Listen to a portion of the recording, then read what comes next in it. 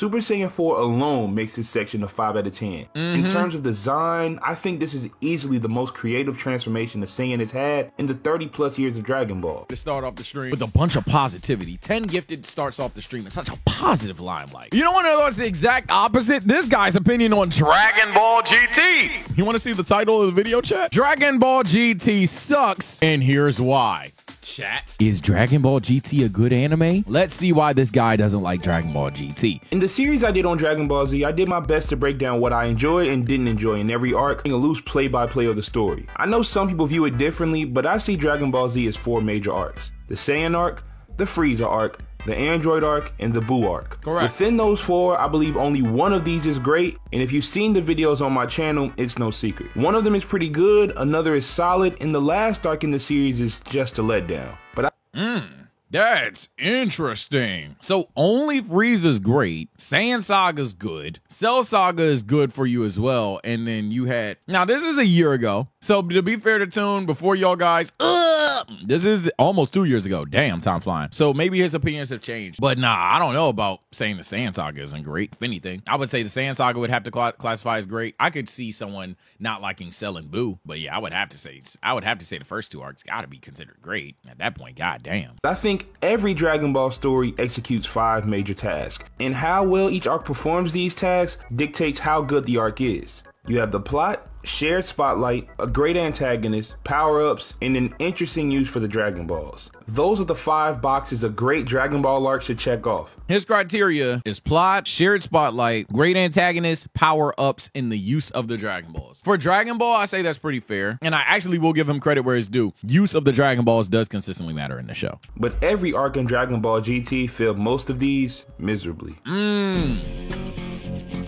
So I'm interested in what he's going to say about the plot of Dragon Ball GT being like meh. Because I'll give GT fans this all the time. Conceptually speaking, in terms of like, who the fuck wrote this very creative fan manga? In terms of like the topics and like what you would have Goku do as like a side quest ass anime, Dragon Ball GT does a lot well. The idea of like the evil shadow dragons or like negative energy out of the Dragon Balls. A race that can actually get back against the Saiyans. Hell, even in that same arc, the idea of a Super Saiyan 4 going back to the Ozaru form. Execution can obviously be a major issue, but in terms of concept, Dragon Ball GT checks off a lot of boxes for me. So I'm very curious to how he's gonna criticize the plot. When I watch Dragon Ball GT, I see what the writers were trying to do. Using the Black Star Dragon Balls to turn Goku back into a kid was the method this show used to try and jumpstart an adventure storyline similar to that of the original Dragon Ball. Right. The cast of characters GT Goku went on this journey with are pretty similar to those he traveled with when he was actually a kid. Right. But in Dragon Ball, good call. Goku and his friends were on a journey to find the Dragon Balls to make their own selfish wishes. Wishes that wouldn't have a great impact on the world as a whole. In Dragon Ball GT, Goku, Pan, and Trunks have to find the Black Star Dragon Balls in a year or the Earth will explode. With regular Dragon Balls, after a wish is made, they scatter across the planet and remain unusable for a year. The Black Star Dragon Balls scatter across the entire galaxy. In my opinion, these conditions were pretty creative. Through them being scattered across the galaxy, our protagonists would have to visit many different worlds and meet even more new people. As a franchise, Dragon Ball hadn't really explored outer space excluding Namek. My own problem with their journey through space is that I don't think you can truly capture the essence of the original Dragon Ball while the stakes are that high. And with that being the case, I don't think Goku should have been a kid either. Like a lot of the childish Ooh, that's interesting. I've never thought of that. If you're gonna have Dragon Ball GT have such massive stakes, why make him a kid to kind of like downplay? That's interesting. Now, I'll say this. I don't think going across galaxies was the mistake. Using the galaxy was not the mistake at all because at the end of the day, you had to do galaxies. I think me and Toon agree there because if you don't do a galaxy, nigga, the idea that even base kid Goku at this point with the idea of an adult wouldn't be able to get this shit done overnight is ridiculous. You had to go to a galaxy or universe even.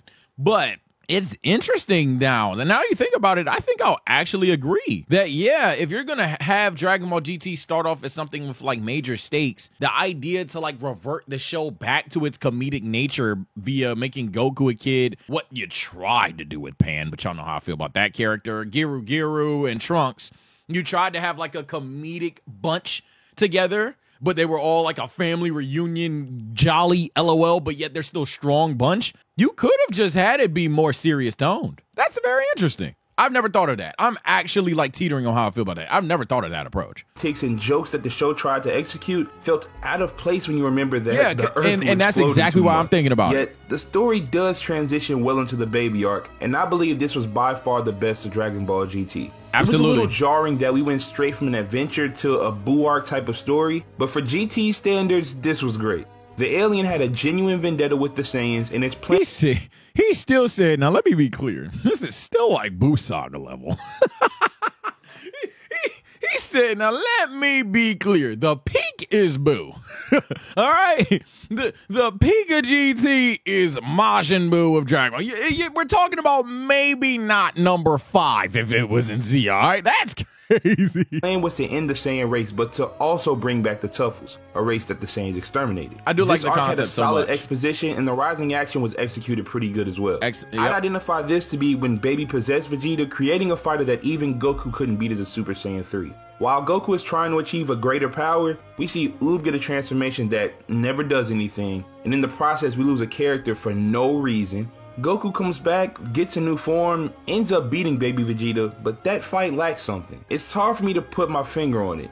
The inspiration for the fight is obvious, as the writers recreated the iconic Goku and Vegeta matchup from the Saiyan saga, but it falls flat because Goku and Baby don't have any chemistry. At least it's noticeably less in comparison to the other individuals Goku has fought. He doesn't have the same level of competitive banter with Baby. But overall, the antagonist had a good source of motivation. The protagonist did encounter problems that made them retreat and come up with a better plan. And I will say there was a great sense of urgency throughout this arc until Goku became a Super Saiyan 4. Absolutely. I actually don't disagree with much he said there. So far, damn, Toon, you're kind of cooking. I'll say for me, GT fans, y'all know I actually don't have that much slander for the Baby Saga. However, in terms of like it being this peak of peaks that you guys like just smack people with, tell them to watch it and sub and say it's a top 5 anime or whatever the fuck you guys say. And by the way, that was hyperbolic. But at the end of the day, for me, even in this saga, I feel like it's good, but like, to be like this classic harp home all-time thing, it just lacks some things. Dare I say, I don't know if it's the fight scenes themselves that just aren't too impressive to me. I do like some of the banter between Baby and Goku, but it's more so the banter between Baby possessions and Goku. Like Bulma, like Nega Baby Bulma really trying to fucking kill Goku is like a holy shit. Or like the idea that, yeah, sometimes you do see Vegeta in there somewhere. Or like the time that he had to fight his kids. I like the idea of like those. But Baby himself as an individual, he's a character I can get behind. But I don't also think that he's like the perfect antagonist for Goku. It's just two people that completely have the right motivations to beat each other up, and they're just in the ring together. But it's not like I think Goku versus Baby, the clash of ideologies, or anything like that. You know what I mean? So maybe that's like the hidden evil of it that brings it down just a bit. But I do fuck with it for the most part. You kind of just knew that Goku would end up winning the fight after this, so the climax of this arc fell flat, and the resolution to this arc doesn't feel very impactful. In terms of the plot, I'd give the Baby arc a 7 out of 10. Now for say jabbing GT's mid. Well, I don't even necessarily disagree with like the idea that GT's mid or whatever. I wouldn't say it's bad to the level that like a lot of people do, but I do also think that GT has a lot to be desired. And if the Baby arc is the head honcho of it, yeah, it's very fair to say GT is mid. However, mid in 2024 does not mean average. Mid in 2024 means pretty fucking bad. For Super 17, I don't have too many positive things to say. In a show that is full of below average storylines, this is by far the worst one. Absolutely. In terms of the plot, I don't want to hear anything. No, this is awful. No. Hey. Any person in this comment section that's going to defend this arc, if there was an arc to describe, hey, Dragon Ball fans will literally like anything as long as it's Dragon Ball, this one. Like, literally, if there was an arc in Dragon Ball history that I'm like, yeah, Dragon Ball fans will like anything as long as fucking Dragon Ball, this is the one. Holy shit, nothing. It's just so boring. It's just so boring, and you just don't care. And then not only do you not care, a lot of the times it drags. A lot of times shit is unbelievable and like confusing, dare I say. And the most interesting character of everyone is Android 18. And she's halfway there. She's literally like, I don't even think halfway, like 20% of the time Android 18's there. But whenever she's on the screen, she's easily the most interesting character. It's so like... ugh. But because it's Dragon Ball, people somehow justify this arc, and I do not get it. And the video games, to be fair, we'll have that conversation later in this video. I truly don't believe it has any notable redeeming qualities outside of the exposition. The ideas in the beginning of the Super 17 arc were interesting to say the least. Dr. Gero is a well-established villain but I don't in the like series, it. and his feelings towards Goku are well documented. And Dr. Mew was introduced in the arc before this one, so there is some sense of continuity. Yeah. Together, they create the ultimate android, again. But unlike Cell, Super 17 has no character whatsoever. Bland isn't a strong enough... Did Blood just flash us with mitochondria? Who? Hey, nah, that short is so fucking funny. Because at first, when it was first uploaded, niggas was like, oh my God, you're just running away GT. Gang, I don't give a fuck about GT. In this 30 seconds, I'm dead ass. Who the hell is that? That's all I'm asking. I'm not saying the show's ass, peak, or anything in between. I'm quite literally saying, who the fuck is this? Why is Nucleus on the screen? Why the fuck is Adam looking at me like he's about to hit a Kamehameha? And not a Kamehameha, a Kamehameha. Because who the fuck is this nigga? Cell, Super 17 has no character whatsoever. Bland isn't a strong enough word to describe him. I couldn't even get excited when he lost because he was just boring. Thank you. In movie 13, boring. The Dragon Fist was grandiose, but it doesn't do much for me here, and definitely not in Goku's kid base form. Fortunately, the Super 17 arc was short. I give it a 3 out of 10. And finally, the Shadow Dragon. That shit a 1. I ain't gonna lie. That shit was not good. I'm not gonna lie, and I just don't find any redeeming qualities, and that's gonna be the thing that gets timestamped. Whatever point in this video is for me right now, this is 18:15 in the footage time. I know 18:12 Sage. What do you mean no redeeming quality? I don't care. Make your list, make your paragraphs. For me, I don't have any I don't like anything about the arc. I think it's just very boring. Literally, if I had to give it a 2, just because Android 18, and that's saying something because she's barely there. I literally just do not care about that arc at all. Dragon arc. This is another example of an exceptional exposition. It makes the use of the entire Dragon Ball story because the Shadow Dragons only exist due to the wishes Goku and his friends have made over the years. Each Dragon Ball has its own dragon, all with different abilities, and each one stronger than the last. And for once in this series, I can say that the plot had a nice climax. Now, Goku versus Sin, Goku versus Omega, everything against that dragon was good. But when Goku reverts back into his kid body, I think that was the climax. There began to be this... That nigga hates Kid Goku. Any version of Kid Goku that can turn Super Saiyan, yo, this nigga Tone is pissed. Hey, Tone, how you feel about old boy? How you feel about Goten, man? How you feel about old Tenny?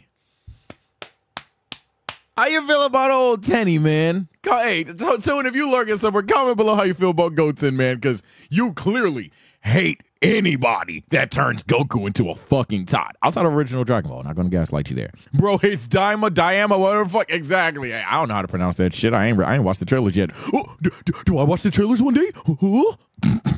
Sense of hopelessness. Without 2 Super Saiyan 4s, like, forget Gogeta, without 2 Super Saiyan 4s, the Z Fighters had no chance. It seemed like Goku died, Vegeta, Gohan, Goten, and Trunks had a great moment to fight Omega, but they didn't have a chance. Goku rising from the ground with the Spirit Bomb, man, there's something about that Spirit Bomb. It's a great way to end a story because so many have to be involved in that attack. Yeah, GT's ending's fantastic. Effort, and good teamwork always feels good. It makes me forget all about the shortcomings some stories have. So although the Shadow Dragon arc is a 6 out of 10 for the plot, the last 2 episodes of Dragon Ball GT are perfect. Absolutely. I couldn't agree more. I say this to the super fans as well. This is not a diss. This is not me joning when I say my favorite episodes of your favorite version of Dragon Ball are literally when it ended. That's never disrespect. If these are literally, clearly the two best episodes in GT, and in Super, you can debate certain other episodes, but I think the ending is by far and away the best episode in Super. So, with that being said, I'm sharing the spotlight with GT and Super right now. Shared spotlight in Dragon Ball GT solo in terms of its anime. I think it definitely has a lot to be desired because it tries, but it fails. It tries really hard. But as he kind of alluded to, and with Vegeta and with Trunks and anybody who fights the big bad and really any arc, believability that they'll do anything is so low. And I know you could try to argue that in Z and Super and thing, but it's somehow just worse in GT. It's like, holy shit, you're waiting till Goku gets here. Like, holy shit, you're waiting to get... Like, the name Goku Time is a name for a reason. I'm not saying anything unpopular right now, for the love of God. Now, the second box a great Dragon Ball arc has to check off is shared spotlight. Dragon Ball is a story with a multitude of characters, and when the story utilizes the characters at its disposal, it makes for a much more enjoyable experience. One belief I don't subscribe to is that Dragon Ball GT doesn't use its other characters. Oh, it does. Speaking of subscribe, if you are enjoying... Oh, it does. By the way, it does use their characters. I just think it does it in a shitty way. Unbelievable fights and very annoying dialogue. There's times where you want to like Pan, you want to like the robot, and sometimes Giru is compelling. But then other times, yo, this bitch-ass robot doesn't shut up. Yo, Trunks is a fucking idiot. Yo, Vegeta, why are you, what are you doing, gang? Yo, Pan, are you a Pokemon?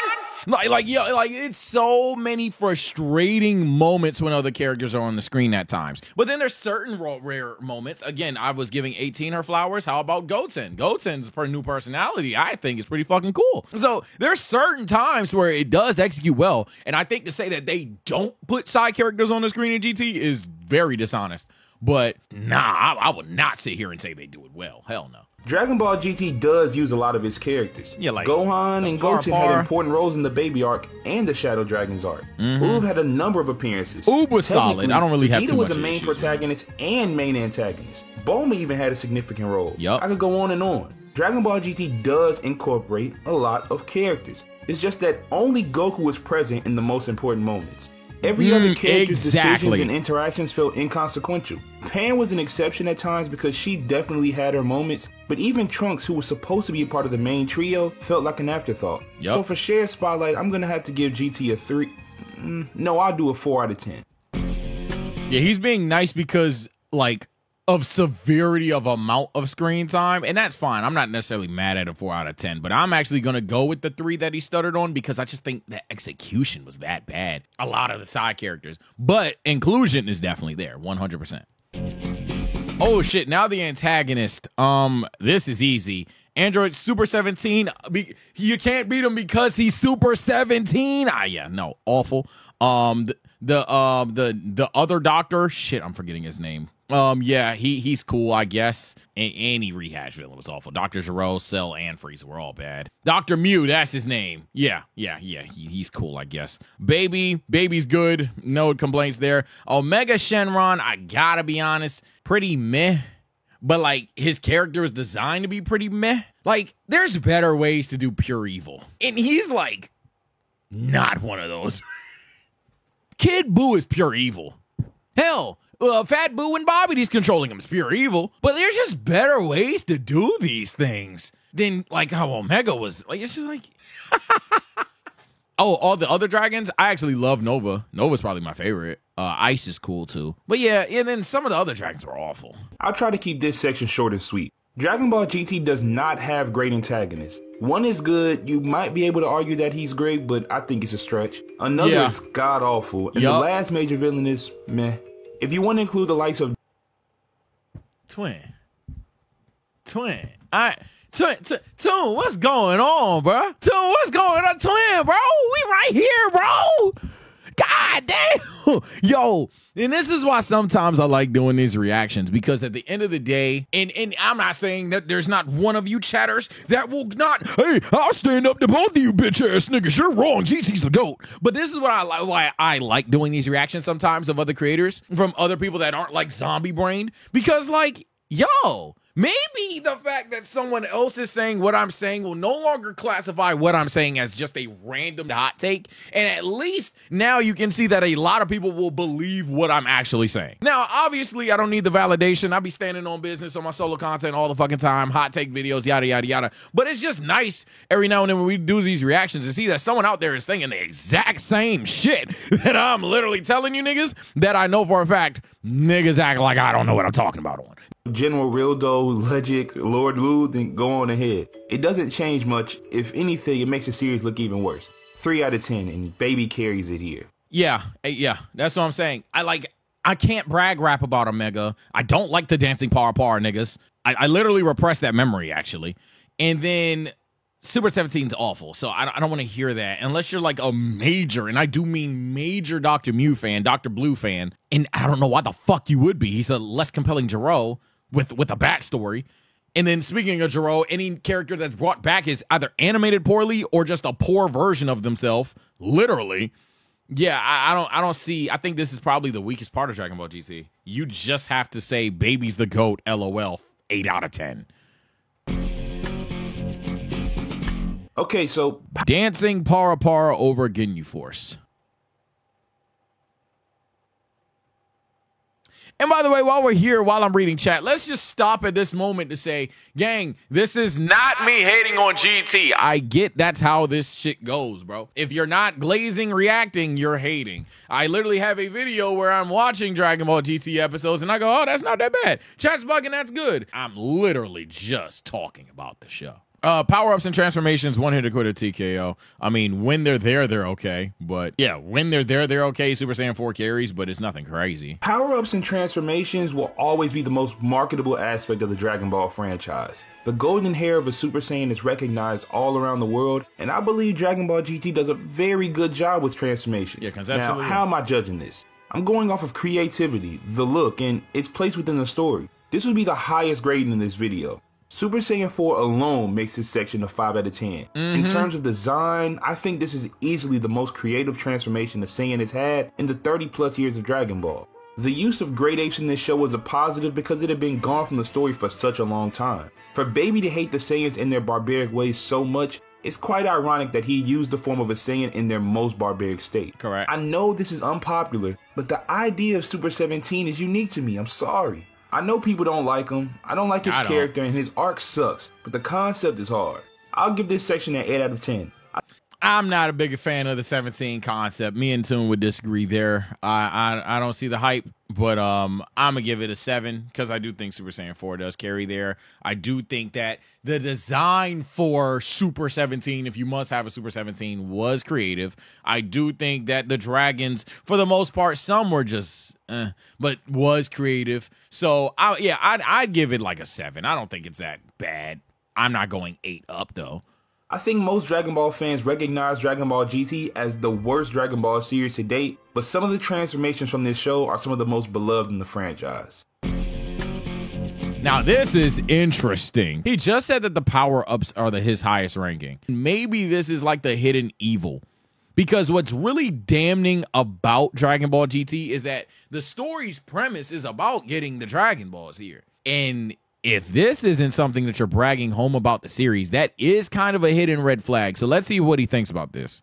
Every single time the Dragon Balls were used in this show, it was for a good reason. To be honest, these are the most unique situations for the Dragon Balls. We saw an entirely different set that had been on Earth this whole time, then the Dragon Balls cracked, and then there's that thing at the end with Goku that no one can really explain. But the downside to this is that the Dragon Balls had already become items that were frivolously used in the franchise post-Frieza. So for GT to have the Dragon Balls make an appearance 4 times in 60 episodes, it was just a little too much. I know the arcs are short, but still.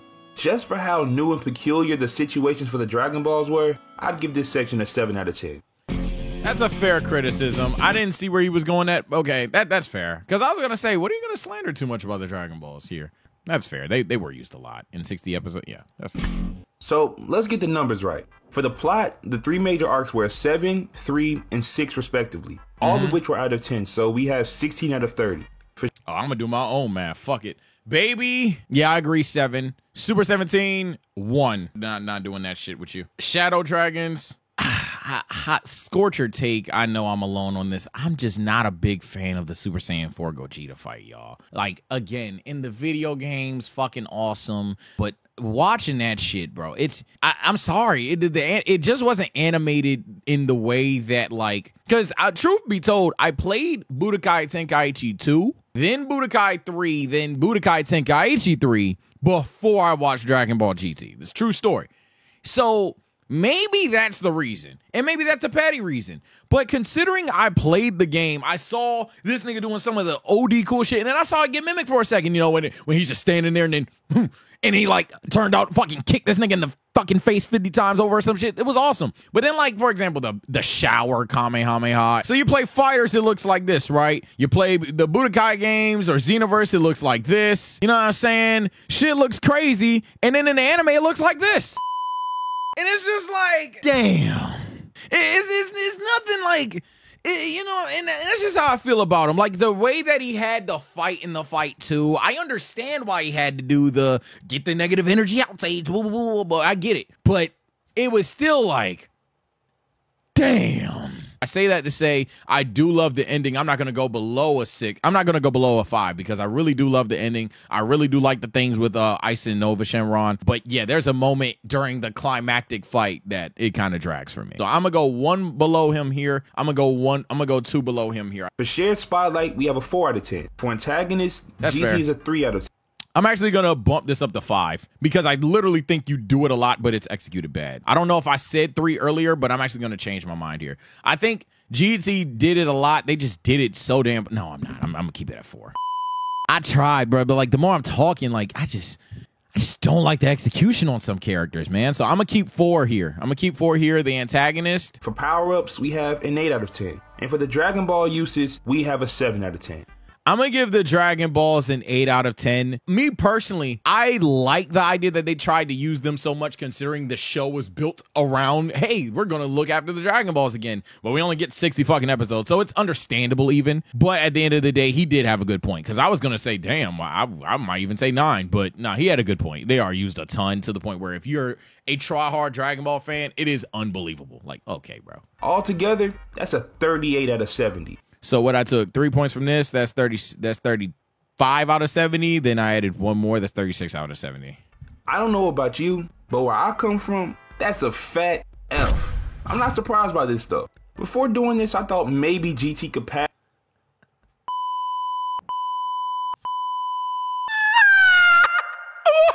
I thought he was gonna say that's average, that's mid. This nigga went. He went linear as shit to your report card. Yeah, you take this grade home. F.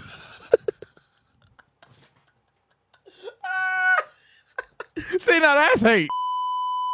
See, I'm gaslighting. No, I don't care. I'm hyping that up. I'm dragging. That's hate. I was gonna say, see, but that's why I think, like, if mid wasn't such an evil word in 2024, I think GT's like an average little anime. I think it's like calm little like it or you don't ass anime, hit or miss ass anime. This nigga, no, that's an F. Oh shit. As with the D, Oh, but no. shit. Without the direction from Akira Toriyama, this show is bound to fail. They attempted to capture the essence of a pure adventure RP like Big the Tory. original Dragon Ball, but still maintain the grand scale and power of Dragon Ball Z. GT is bad, essentially from beginning to end. But that ending, I actually felt the way that Goku was leaving. Yeah. The way he said goodbye to his best friend Krillin with one last fight. And his first master in Roshi by visiting his island one last time. Or how he went to hell to say goodbye to Piccolo, someone who was once a great enemy turned close friend. Or Yo, people think that I was hating for that scene too, bro.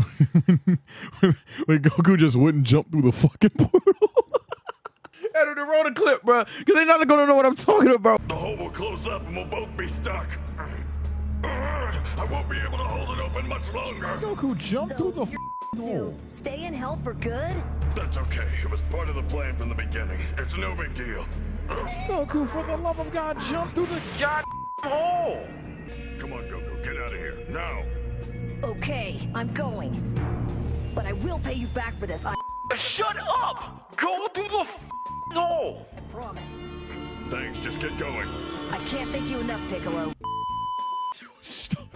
Yo, Goku, shut the fuck up. Shut up, bro. Jump through the. Oh my god. Yo. Oh, okay, Piccolo. I should get going. Okay, Piccolo, seriously, thank you so much. I won't forget any of this. Jump to the fucking portal, Goku. God. Or how he told Vegeta that he leaves the safety of his friends and family in his hands. Even the way Vegeta told Pan to hold on to Goku's clothes hit home. From calling him a clown to telling his granddaughter to hold on tight to his memory. Such a full circle moment. Type shit. You could feel it this time. Goku wasn't coming back. And the main story ends with the two most important figures in the franchise, Goku and Shenron. The show's opening plays at the end, and we go through the biggest moments Vegeta of the fans? Dragon Ball franchise and say farewell to this amazing adventure. Man, this show as a whole sucked, but I don't have any suggestions on how they could have made the ending better. Maybe that's just me and I like emotional scenes, but I don't know, it was pretty good. If you enjoyed this video, be sure to leave a Yo, GT fans. get up! He did not even say that. He didn't need to say that, bro. He did not need to say that shit, bro. Zero reason. Yo, this show sucked. But the ending, he was giving the ending his flowers. Just get the ending his flowers, Toon. GT's ending is genuinely fantastic. A GT fan could look you dead in the face and say, yeah, this is the best Dragon Ball ending in history. And I would be like, okay. It's that good. In my opinion, at least, it is that damn good. Dragon Ball fans, don't read. Take care and stay blessed, though. Comment below your opinion on Dragon Ball GT. Is it peak? Is it mid? There's never an in-between here, huh? And don't yap about Dragon Ball Super the whole time. Y'all niggas gotta stop doing that. Take care and stay blessed, though. For real. See you next time.